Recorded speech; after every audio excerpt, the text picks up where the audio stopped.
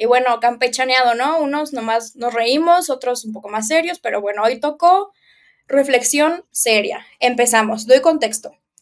Hace unos días, creo que fueron días, pueden ser semanas, ya no sé ni qué día es porque campaña, pero hace unos días, según yo, el Poder Judicial, encabezado por la ministra presidenta Norma Piña, ordenó la apertura de una investigación en contra del exministro que se retiró hace unos meses para unirse a la campaña de Claudia Sheinbaum, a su gran equipo, el ministro Arturo Saldívar. ¿Sí? Se le investiga por presuntamente haber coaccionado a jueces para resolver casos de suma importancia para el presidente y que lo resolvieran a su favor. Esto surge a partir de una denuncia anónima. Eso es importante. Una denuncia anónima les llegó, la tomaron con absoluta seriedad y le dieron seguimiento. Yo no estoy en contra de que se acepten denuncias anónimas. Creo que lo que tenemos que hacer es transitar hacia el acceso de la justicia para todas y todos. Sin embargo, sí me llama la atención que haya causado tal impacto una denuncia anónima cuántas personas denuncian toda la vida y se tienen pruebas y demás y no se hace nada al respecto. Entonces, bueno, curioso. Pero Arturo Saldívar en rueda de prensa hoy acompañado de Mario Delgado y un gran equipo anuncia lluvia de una especie de contraataque de denuncias contra Norma Piña. Vamos a ver el video y lo comentamos. Vamos a interponer y a presentar en los próximos días las siguientes acciones. En primer lugar, presentaremos una denuncia ante la Fiscalía General de la República por la probable comisión del delito en contra de Administración de Justicia previsto en el artículo 225, fracción primera del Código Penal Federal. ¿Por qué? Porque es evidente la enemistad manifiesta que tiene la ministra Piña conmigo. Se debió de haber excusado de conocer de esta investigación, haber turnado el asunto al ministro decano y ella no haber participado. Por ello, estaba impedida para conocer de este asunto. Otra denuncia ante la Fiscalía General de la República por la probable comisión del delito del ejercicio ilícito del servicio público, en particular por la sustracción y el uso ilícito de información bajo su custodia en virtud de su cargo, previsto en el artículo 214, fracción cuarta del Código Penal Federal, esto por la distribución masiva de la denuncia y del auto admisorio. Presentaremos denuncia también ante la Fiscalía Especializada para la Atención de Delitos Electorales, FEPADE, de la Fiscalía General de la República, por el probable delito electoral de uso ilegal de fondos, bienes o servicios a su disposición para apoyar o perjudicar a algún candidato previsto en el artículo 11, fracción tercera de la Ley General en materia de delitos electorales.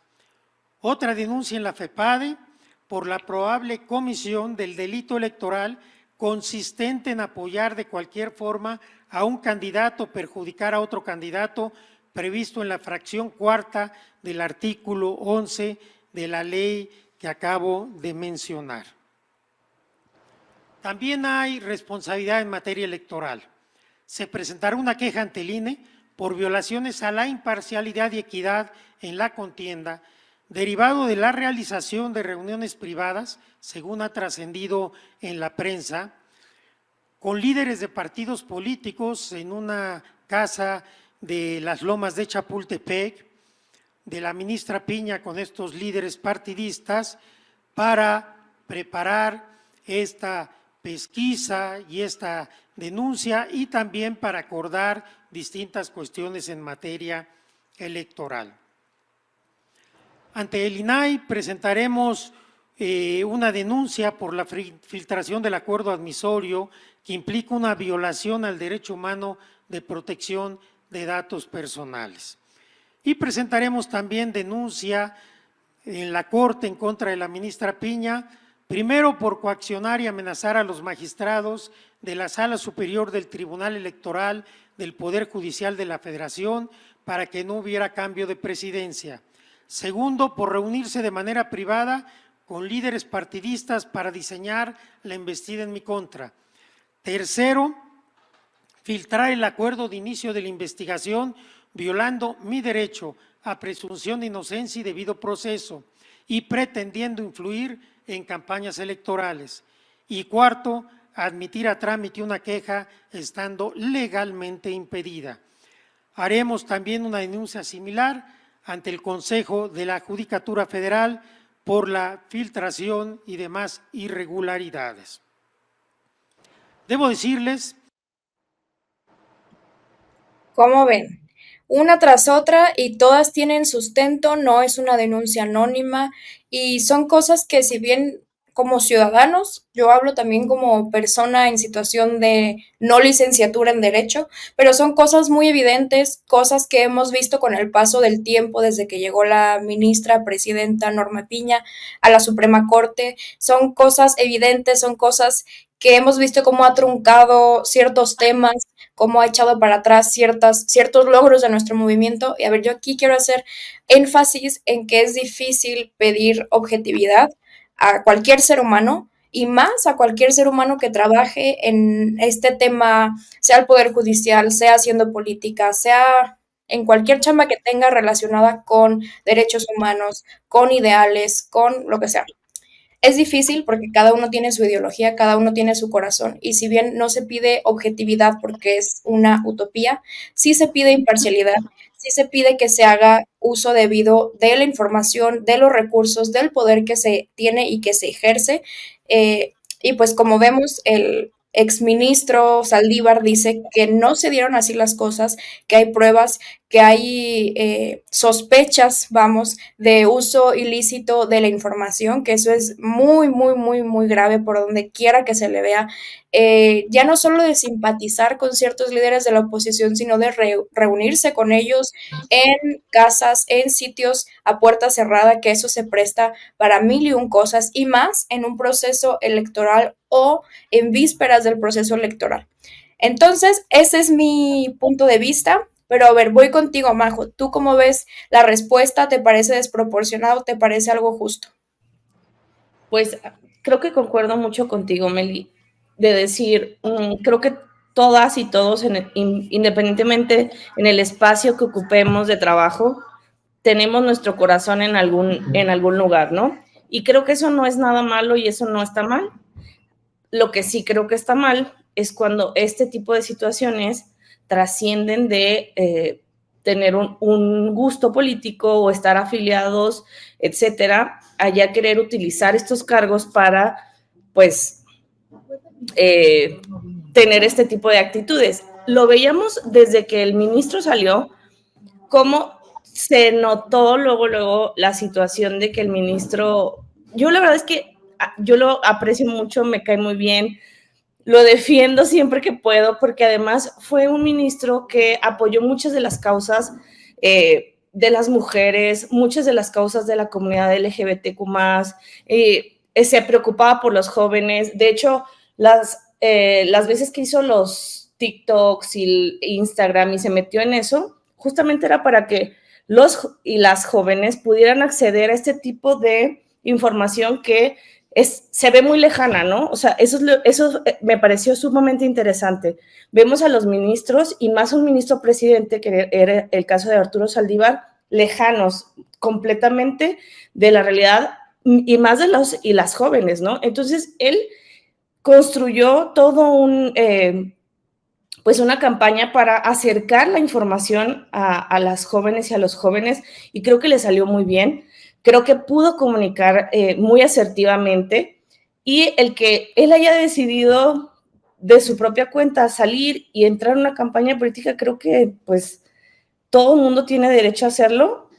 Dejó su cargo y pues no veo cuál sería el problema, ¿no? Entonces sí creo que la cargada se siente pues importante por parte de la ministra y sabemos todos y todas que la ministra tiene también sus preferencias políticas y sabemos quién la dejó en ese lugar y por qué está ahí. Entonces, sí me parece que tiene todo el derecho el exministro Arturo Saldívar de, pues, defenderse, defender su honor y su nombre, porque pues eso es lo que está en juego, ¿no? Y me parece importantísimo que él, además teniendo las bases en el derecho y en el puesto que él ocupó, poder decir a la población qué le parece, qué está bien, qué no está bien, y de dónde se está notando que está cargadísimo la situación que está presentando, ¿no?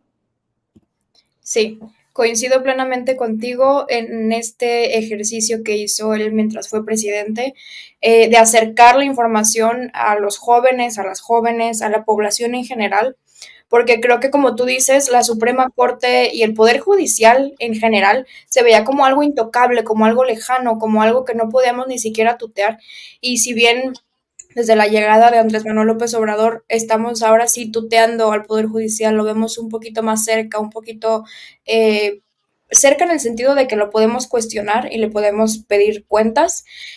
También es importante mencionar que personajes como Saldívar ya dieron la lucha muchos años dentro de la Suprema Corte. Entonces, creo que es muy importante siempre recalcarlo porque mucha gente tiene esta visión de Saldívar y de su trabajo como el viejillo mamón, el viejillo que se subía a trens, el viejillo ridículo Swifty, y que tenía un gran equipo de comunicación y que tenía un asesor. Pues, güey, no creo que el ministro vaya a usar su tiempo haciendo TikToks. O sea, me preocuparía más que los hiciera él. No, pues ponte a jalar y que te ayude alguien más, ¿no? O sea, me parece natural.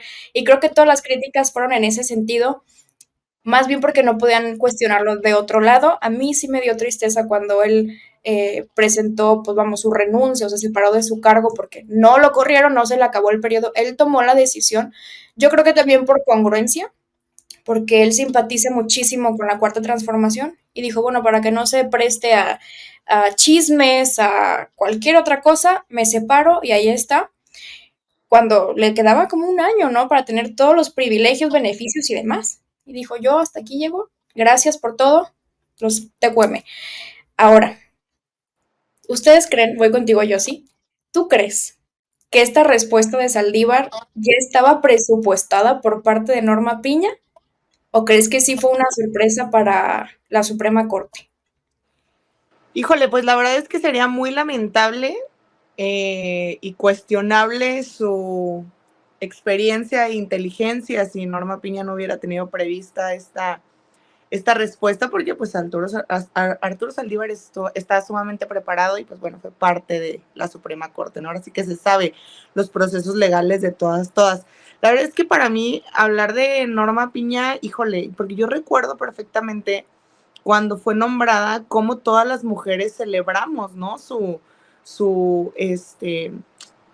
Ahora sí que su nombramiento, porque bueno, al final de cuentas es un logro para el que las mujeres ocupemos espacios, el que una mujer encabece la Suprema Corte, pero pues nos deja este sabor amargo, ¿no? De comprobar que pues no por ser mujer va a ser una buena funcionaria pública y no por ser mujer es un logro para el feminismo y las mujeres que buscamos el ostentar cargos públicos para demostrar que somos capaces ahora sí que de hacer una buena chamba, ¿no? Y por el lado de Arturo Saldívar, concuerdo completamente con lo que dice Majo y también con lo que dices tú, Meli, en el sentido de que por supuesto que todo siempre fue una estrategia maravillosa de comunicación, de que claro que sí, yo no dudo que sea súper fan de Taylor Swift, pero a ver, subirlos era una estrategia para viralizarse entre los jóvenes y que entonces, cuando compartiera información valiosa sobre sus funciones dentro de la Suprema Corte, sobre lo que están haciendo, sobre información que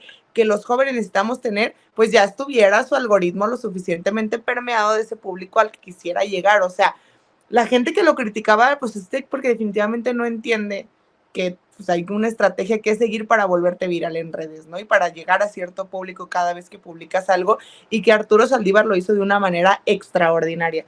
Y yo celebro muchísimo esta parte porque, a ver, esta parte de haberse separado del cargo porque ellos eran, o sea, la Suprema Corte es la cúpula de las cúpulas en México, o sea, yo creo que absolutamente nadie dentro del servicio público está más privilegiado que ellos. Digo, al final de cuentas se ha evidenciado el presidente López Obrador más de una vez cuánto ganan, toda la clase de privilegios que tienen. O sea, para él hubiera sido comodísimo. Y ojo, también la gente tiene que analizar entre líneas también que si tanto dicen que el presidente no respeta la división de poderes y que mete la mano donde quiere y que no sé qué, pues lo más fácil hubiera sido decirle a Arturo, que Arturo simpatiza con la 4T, ¿sabes qué? Quédate ahí y tú hazme el paro en todas estas cosas, porque eso es lo que hacía el PRIAN, tener a los jueces, a los magistrados de su lado para que obviamente les ayudaran a gestionar las cosas a su favor.